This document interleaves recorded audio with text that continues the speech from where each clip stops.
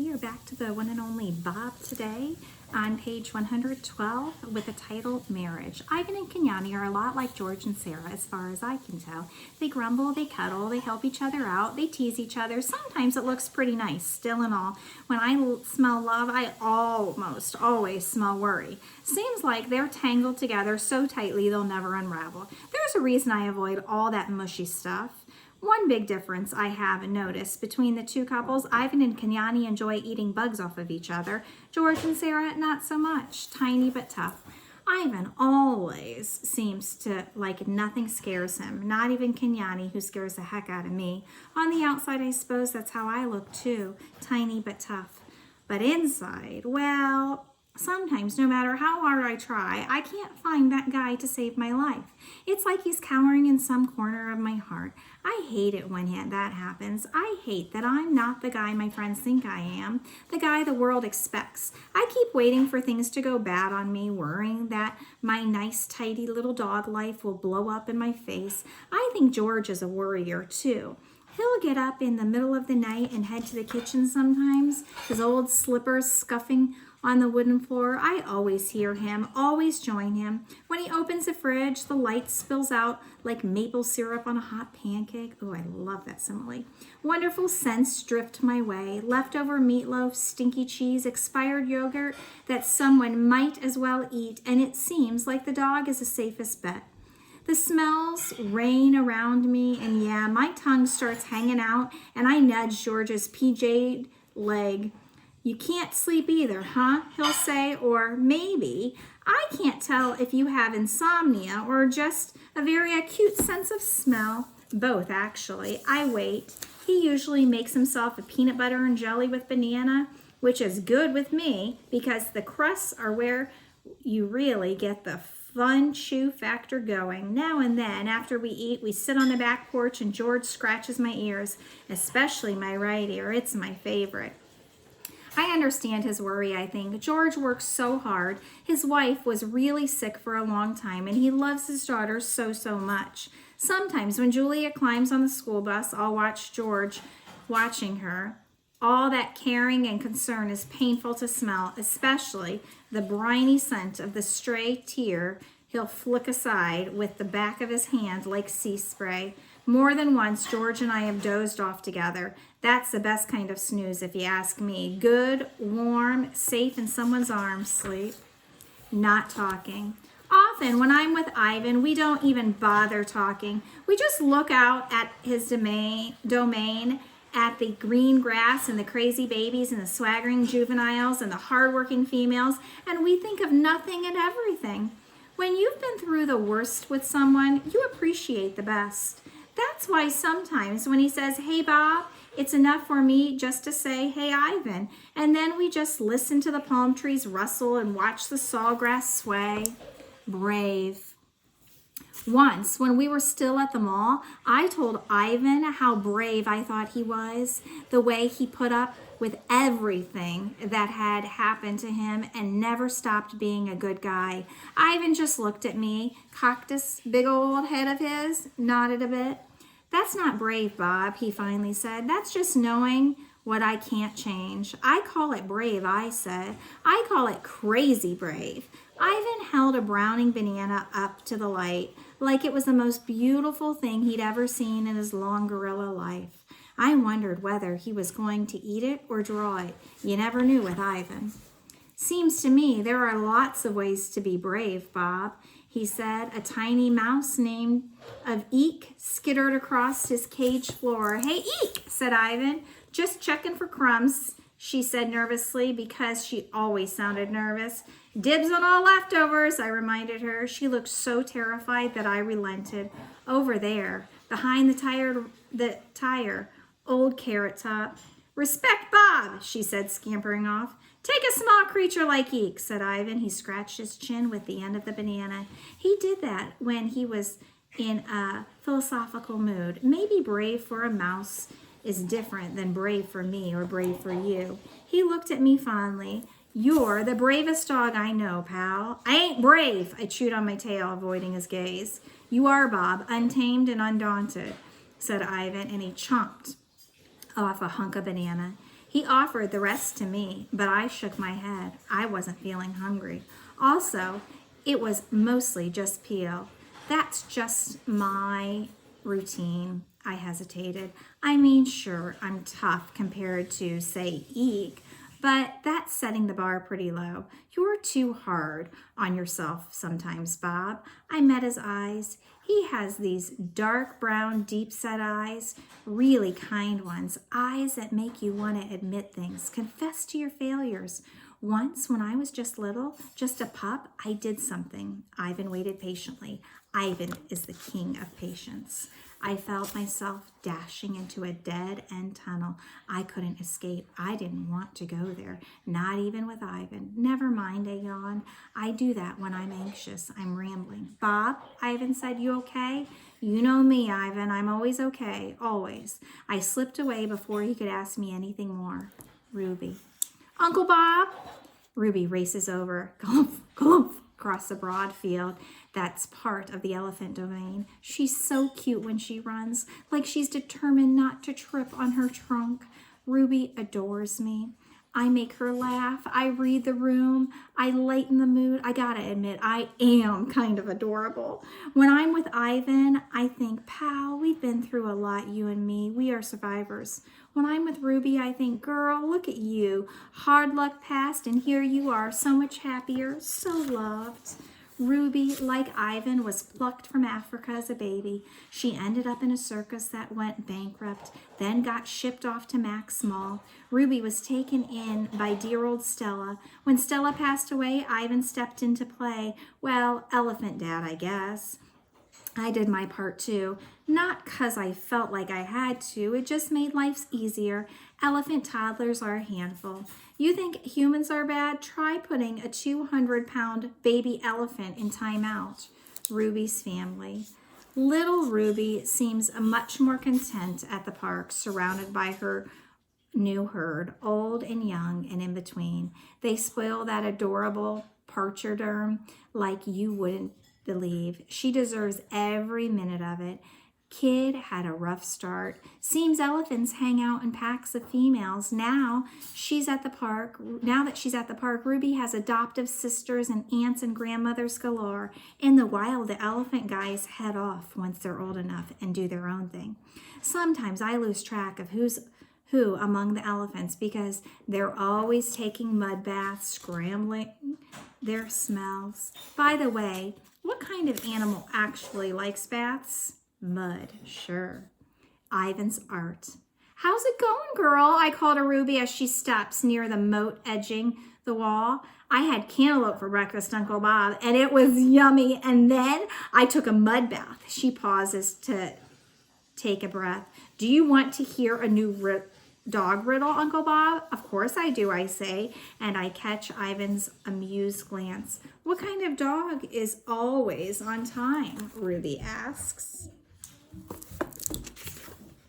You got me, Ruby. I'm totally baffled, befuddled, bewildered. What kind of dog? A watchdog, Ruby exclaims. Watchdog. Get it, Uncle Bob? Not bad, Ruby. Not bad at all, I say. Ivan says it's going to rain buckets, says Ruby. She dips her trunk in the moat and blows bubbles. I think Ivan is onto something there. Did he show you his new picture, Ruby asks. She grabs a tuft of grass and tosses it in the air. I wish I could see it, but I can't because of that silly wall. But he told me all about it. My pal Ivan is quite the artist, just like Julia. Ivan sits up and nods toward a spot on the wall. Another mud mural, I ask. As any good dog knows, dirt plus water equals mud, and mud means mess, and mess means let's roll in this stuff and maybe dig a hole or two. But for Ivan, mud plus a flat surface equals a waiting canvas. I crane my neck, edging a bit further down the top of the wall. Don't want to draw attention to myself. Hey, nice, I say. I mean, I'm not an art guy. To me, art is a glop of spray cheese on a cheese dog with extra grated cheese on top. Still, I've always admired Ivan's work. Ivan begins. No, I say. Don't tell me. Let me guess. You always guess wrong, Ivan says. Not always. You thought my palm tree was a dandelion. Art is in the eye of the beholder, I say. You thought my blackberries were giant ants. Kenyani ambles up to join in the conversation. And need I remind you, thought his portrait of me was a chimpanzee with gas. The resemblance was striking, I say. Kenyani glares at me. She glares at me a lot. On the subject of chimps, probably I shouldn't have mentioned the chimp angle. Gorillas aren't as open-minded as dogs. A lot of them have a thing about chimps. Think they're clowns, but when I look at apes and gorillas, seems to me they have a lot more in common than they admit to. Dogs ain't perfect, but I'll tell you one thing where we rule: tolerance. For us, a dog is a dog is a dog. I see a Great Dane, I say howdy. I run into a puggle, it's glad to meet ya. How's it going? Smelled any good pee lately? Go to a dog park and you'll see we are equal opportunity playful. You sniff my rear, I sniff yours. You don't see that with humans, obviously. Constantly seeing differences where none exist. All those things, like skin color, dogs could care less. You think I won't hang with a Dalmatian because he's spotted or a Shar Pei because he's wrinkled? I'm not saying I love every dog I meet. Snickers comes to mind.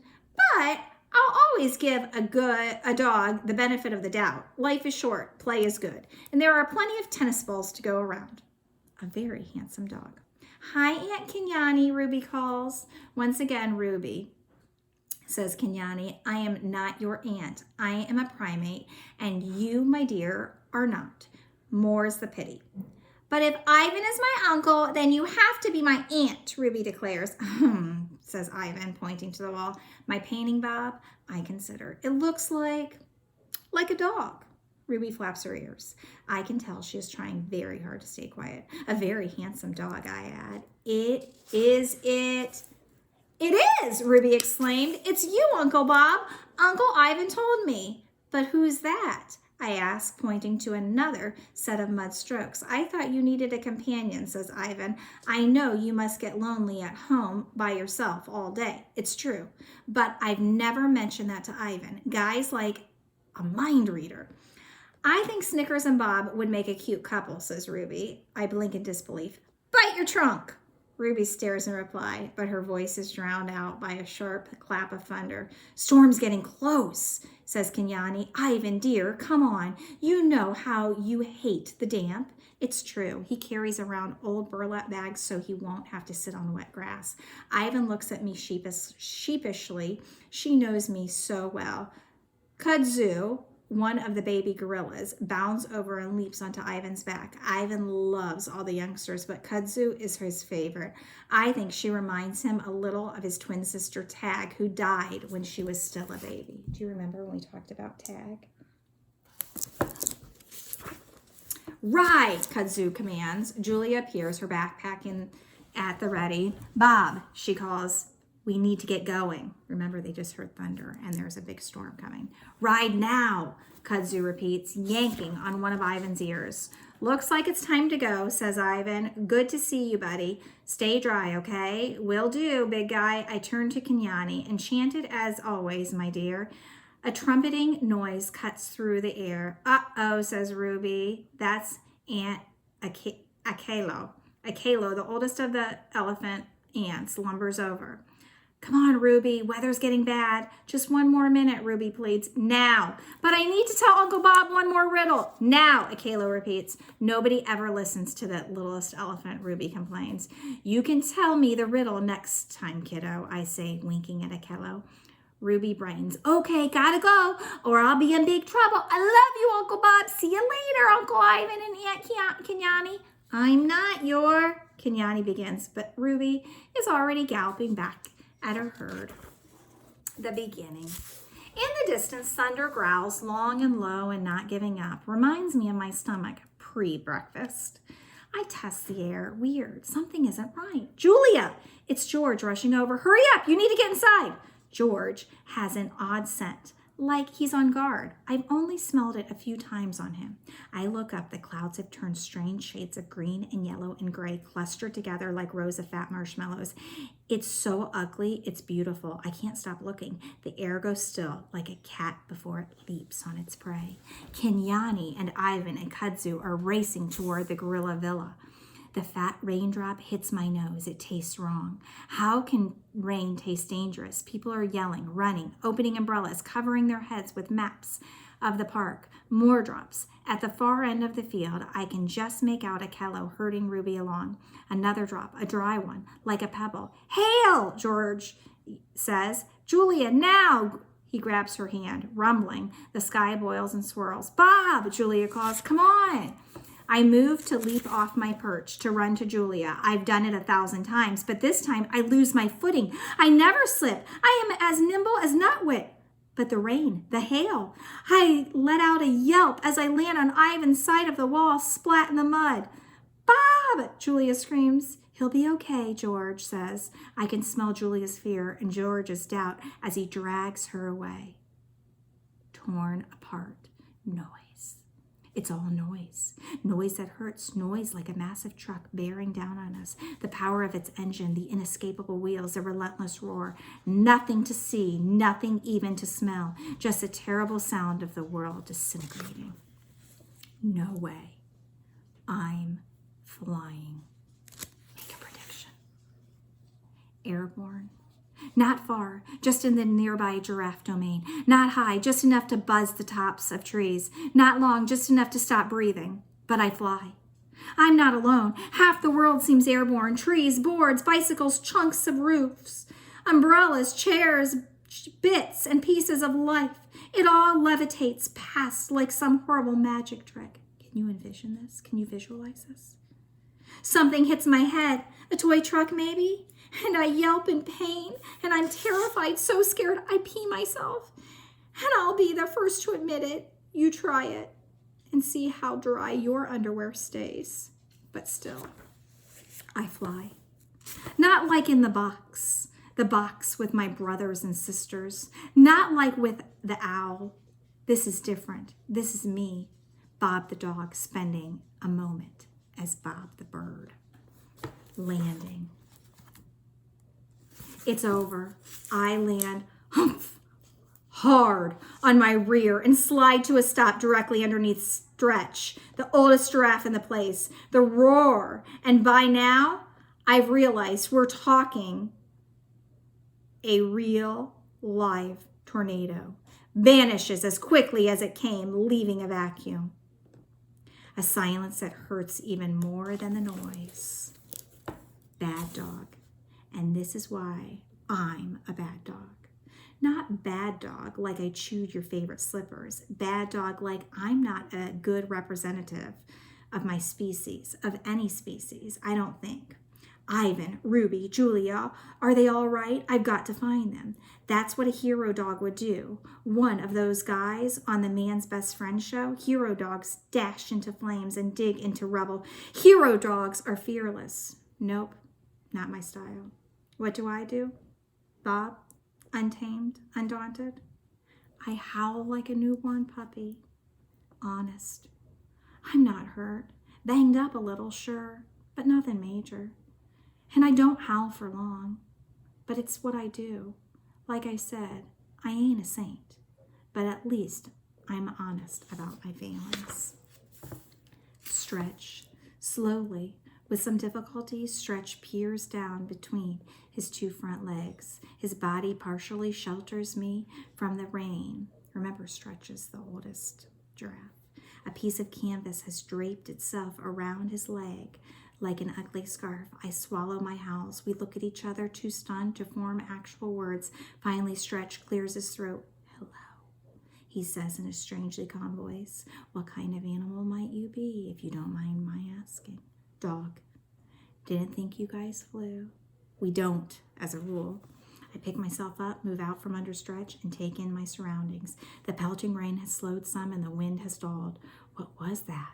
Stretch asks, trying and failing to yank the canvas off his impressive neck. Tornado, I think. I've seen tornadoes on the Weather Channel.